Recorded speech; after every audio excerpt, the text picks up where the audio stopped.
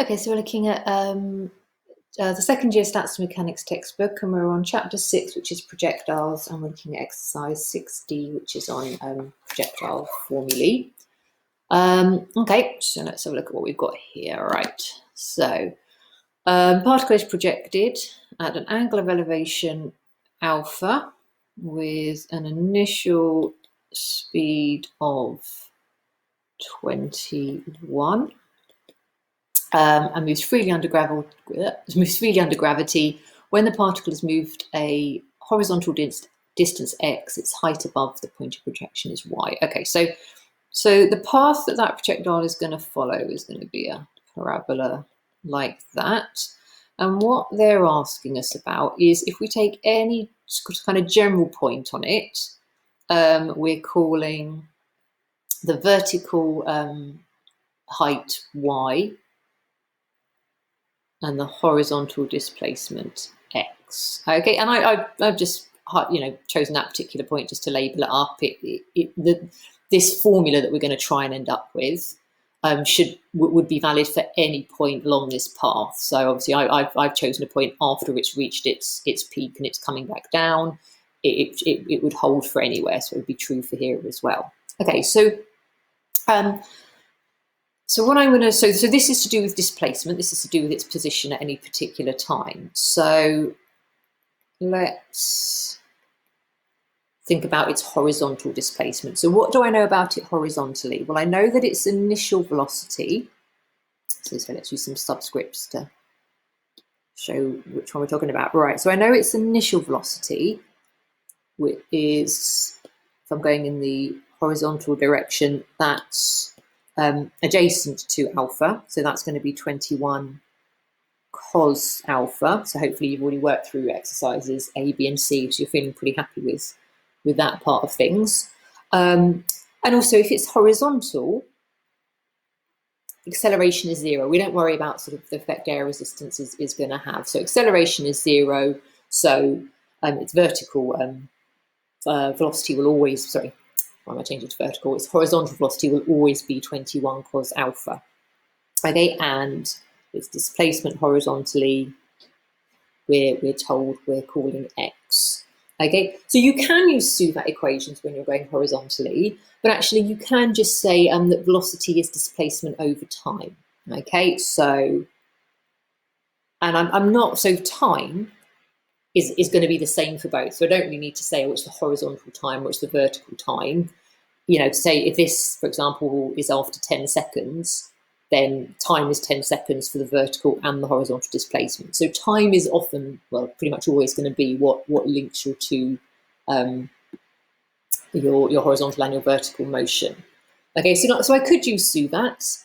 I could use S is ut plus a half at squared, but I could also use that velocity is displacement over time. I mean, if let's use the Suvat just to show that. So if I did use S is ut plus a half at squared, all that's going to happen, so the displacement we're calling x, u is 21 cos alpha, and t we're calling t, and then because a is 0, that whole thing will just be 0.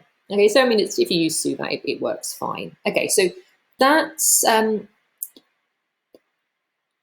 my equation for the horizontal position. So I've got that in terms of t.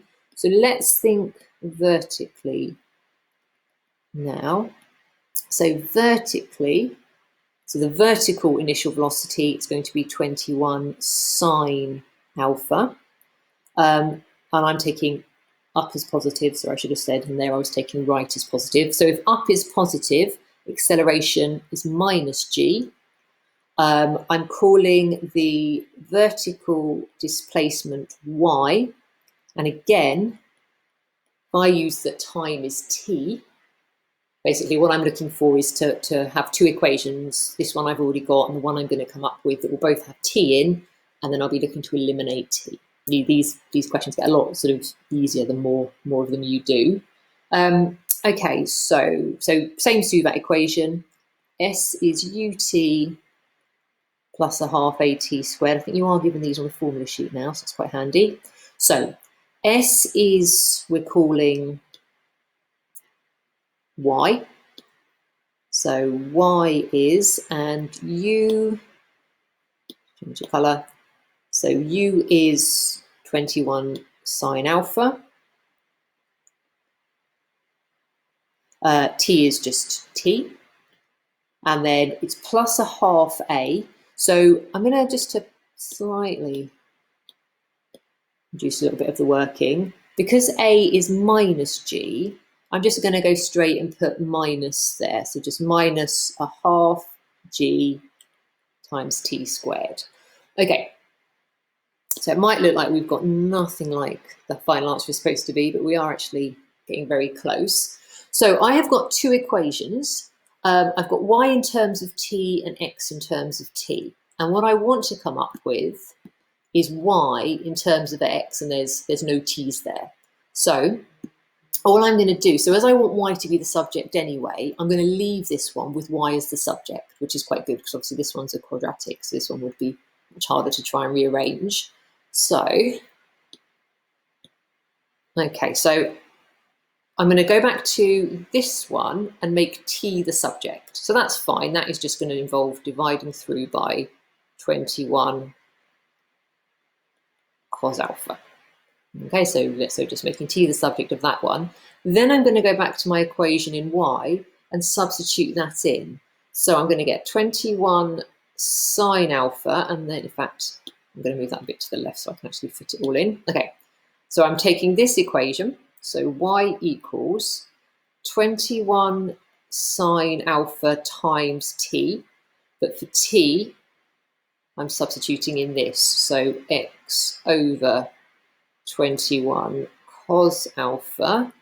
And if, well, no, I was going to jump ahead and look at the final result, but let's get this all written down first. So then minus a half g times t squared. So I'm going to whack some brackets there. And, oh, sorry, I'm getting ahead of myself. I'm squaring already. So let's try that again. Okay, so I'm going to just put some brackets. So 21 cos alpha, and then that whole thing needs to be squared. Okay, and so now if I just look back to, let's scroll that all the way up. Okay, if I look back to what I'm trying to get, I think,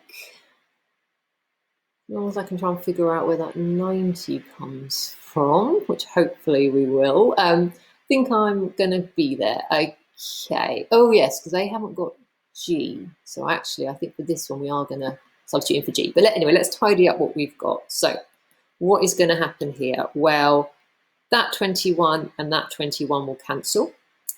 I know that sine over cosine is tan. So I have got x tan alpha. Okay, so let's just double check. Yeah, right, so I'm good on the first bit. Okay, so then what have I got? Well, so then I've got the minus, so let's write this. So I'm looking at simplifying this bit now. So what's going to go on there? So well, if I'm squaring everything, so I've got minus, let's start writing that as g over 2. And then those brackets, so x squared obviously is just x squared. 21 squared, you should probably know, is 441. And then we write cos alpha squared is cos squared alpha. Okay, so so what have we got? Well, we're pretty close. We've got, I didn't need to shrink that, right. So I've got the x squared in the numerator, so that's looking good. I've got the cos squared alpha, that's looking good. I obviously haven't got the 90, so I'd be trying to think, well, how can I justify that? And they haven't got G. So I'm just going to try substituting in for G, and we always use G as 9.8. So what I'm really hoping is that if I substitute, so if I say that's 9.8x squared, so that's just G multiplied by x squared. So the 2 times the 441 is going to be 882 cos squared alpha. So as long as 9.8 divided by 882 simplifies to 1 over 90, which I am very happy to say it does, we're there.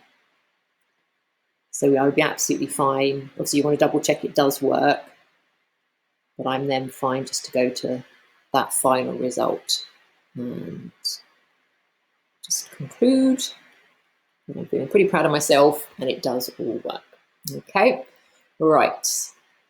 It's not over, so we've got question B. I mean, it's all supposed to be a problem-solving one, so we're expecting it to be a little bit tricky. Okay, now B. I think you can answer B completely independently of A, and they will often do that for these questions. So if you sort of got stuck a little bit on A, certainly still give B a go, because for B, you can literally sub those values in. I think B really is just going to become a trig problem. So Y is 8.1. So I'm just subbing these two values into this. So X is 36. So that's 36 tan alpha. Then minus X squared. So 36 squared over 90 cos squared alpha.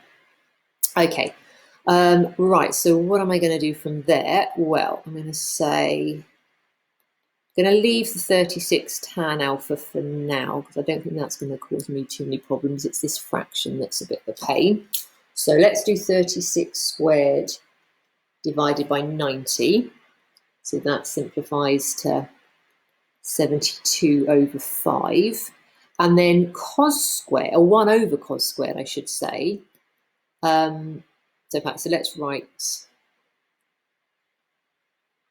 that separately. So the 36 squared over 90, I've just put into my calculator, and that's simplifying to 72 over 5.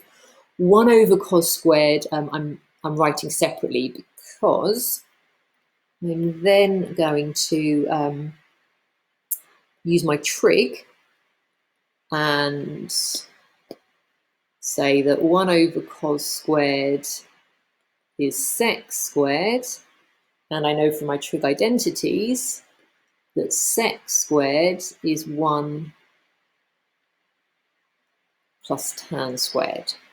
So as I said, we've kind of moved away from mechanics a little bit now. Now we're just thinking about core, so that shouldn't say equals. Okay, so minus 72 over 5, and then I'm substituting 1 over cos squared, which is sec squared, for 1 plus tan squared. So it's still not looking that nice, but I have now got a quadratic in tan.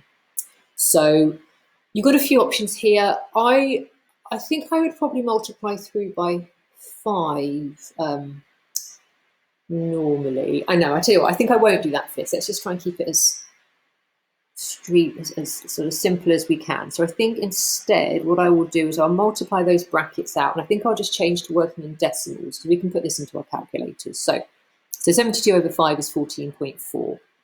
So that's going to become 14.4. Be ever so careful if you've made it to this stage about that minus. So that will make it minus 14.4 tan squared.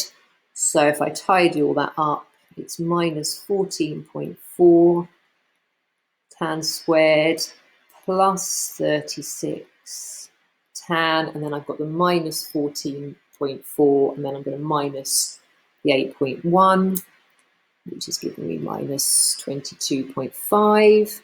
Then I'm going to go to the quadratic solve mode in my calculator.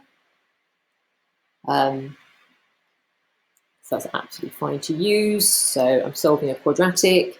A is minus 14.4, B is 36, C is minus 22.5, and I am getting tan alpha is 5 over 4. Oh, in fact, I'm getting a repeated root right. Oh, I'm just about to see. Yeah, and that's good actually, because it does say just find the value of tan alpha. So from that, I'm getting tan alpha is 5 over 4. Yeah, so it turns out this quadratic just has a repeated root. So let's just keep our fingers crossed and check that. 1.25, yeah, we are good. Thank goodness for that.